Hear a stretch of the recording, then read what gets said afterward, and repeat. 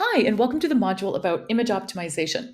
Now, this is really important because all of the text that you put on your photos, Google will read and use as information to give to people who are searching for something.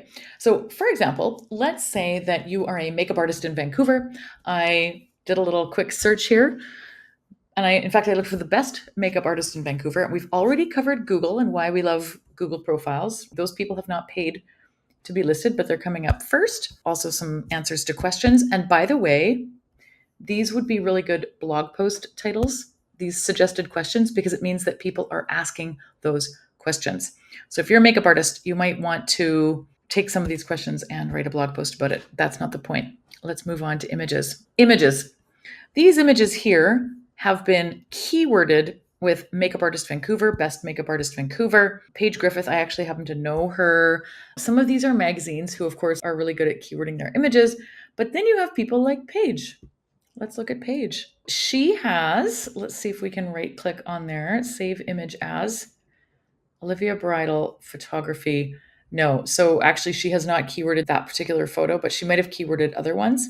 Anyway, all of this to show you that Google will read the text that you put on photos. So let's go back to our page here. Something really important to note. You want to name your files before you upload them. In some cases, Squarespace will let you rename the files, but not when they're already in a gallery. Don't even ask me why. You can rename them in WordPress, and you can't rename them in Wix, but you can add a description. So all of these things are important, but number one, name your photos before you upload them. I can't tell you how many times I've had to re-upload photos because I thought I could change them after the fact, but I couldn't. So just do that and your life will be better. The second thing you want to do is add descriptions. And the third thing, if you have the opportunity, is to add a caption. So let's take a little look at Squarespace. This is my SEO site behind the scenes. So here we are. If I click this photo, I can click on the pencil. And down here is where I would want to put the file name. So here we are. I would name it something like Best SEO Strategist Vancouver. Why not? And you want to describe your image here as well. Suzanne will help you with SEO. Great. So that is saved. You don't actually even have to hit save. If you happen to have a gallery, it's not as easy to rename your photos, which is very ironic. But what I will do is show you what it looks like so that you can see. Where do we have a gallery? In the photography page. So if we scroll down here, oh, look, here's a gallery. We click on it, click the pencil menu. Pencil menu is where you find lots of things. And then you can hover. You see there's those little things here. Click on the gear.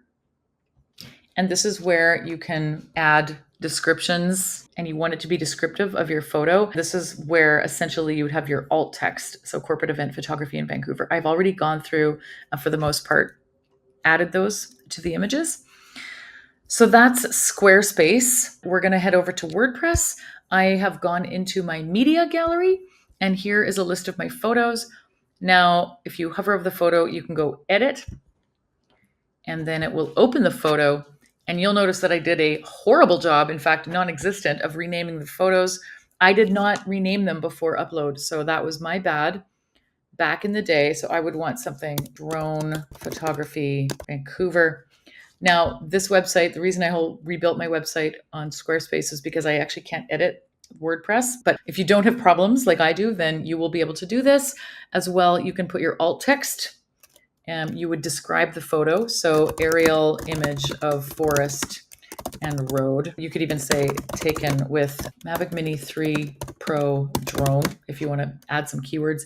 And then you could say a caption, aerial photo. I mean, sometimes I just copy and paste the alt text and put it as a caption. You could even add it as a description, but then I believe it shows up on the photo if somebody hovers, which may or may not be what you want. So unfortunately, I'm unable to save this.